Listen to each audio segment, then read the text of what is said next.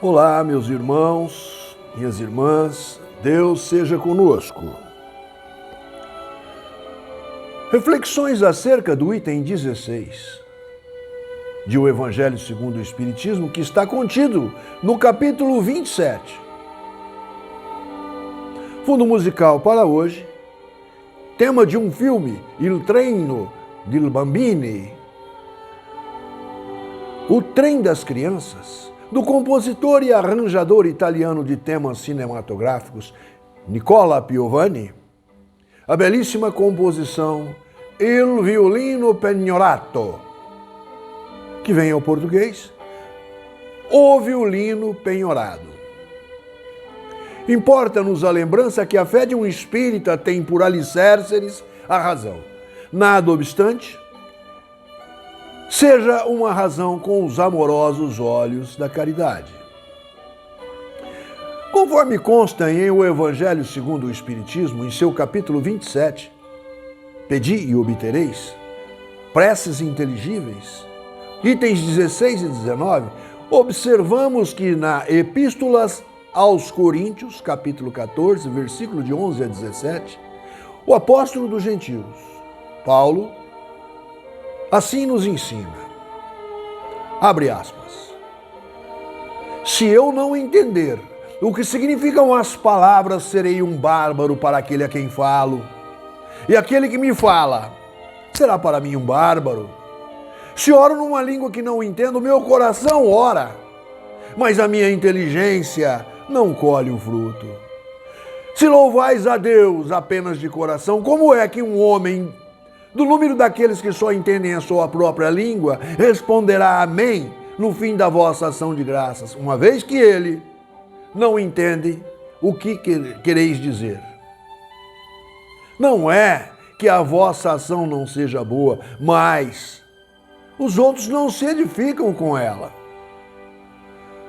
São Paulo, primeira epístola aos Coríntios, capítulo 14, versículos 11, 14, 16 e 17. Fecha aspas. Sigamos então a reflexões minhas de um gnóstico espírita em Jesus que a mim próprio denomino. Quis o apóstolo dos gentios, o grande vulgarizador do cristianismo, tal qual o fora Santo Agostinho para a doutrina espírita, nos demonstrar, Paulo, que tudo o que se pede em oração deve ser feito de maneira inteligível. Inteligível para o remetente que a recebe, o destinatário. Quando diz São Paulo que se não entendermos o significado das palavras, seremos bárbaros para aqueles a quem falamos, e aqueles que nos falam serão para nós bárbaros, pretende significar a necessidade de sabermos o significado das palavras, raciocinarmos a prece emitida para que seja inteligível e não simplesmente a compreensão da língua falada, mas também importa, e muito, o significado de cada palavra mencionada no petitório em rogativas à espiritualidade, aos procuradores, aos delegados do Criador mental de tudo que há criado, Deus nosso Pai. O apóstolo dos gentios, ao mencionar que quando se ora numa língua que não entende, não quis significar somente a língua estrangeira utilizada na oração, tal qual as missas católicas, que narradas em latins, mas como também o automatismo da oração, verdadeiras ladainhas puxadas por um solista e respondida em reflexões pelos coristas em oração. Maior das vezes, caríssimos e caríssimas, nem o solista e nem os coristas praticantes das ladainhas estão com as mentes e os corações em raciocínio na verborragia cantada. Pois como disse o Nazareno Jesus, nosso mestre guia e modelo ofertado pelo Criador a nós outros, contido em Mateus, capítulo 18, versículo 20, abre aspas, onde estiverem reunidos 2 ou 3 em meu nome, ali estou eu no meio deles. Fecha aspas.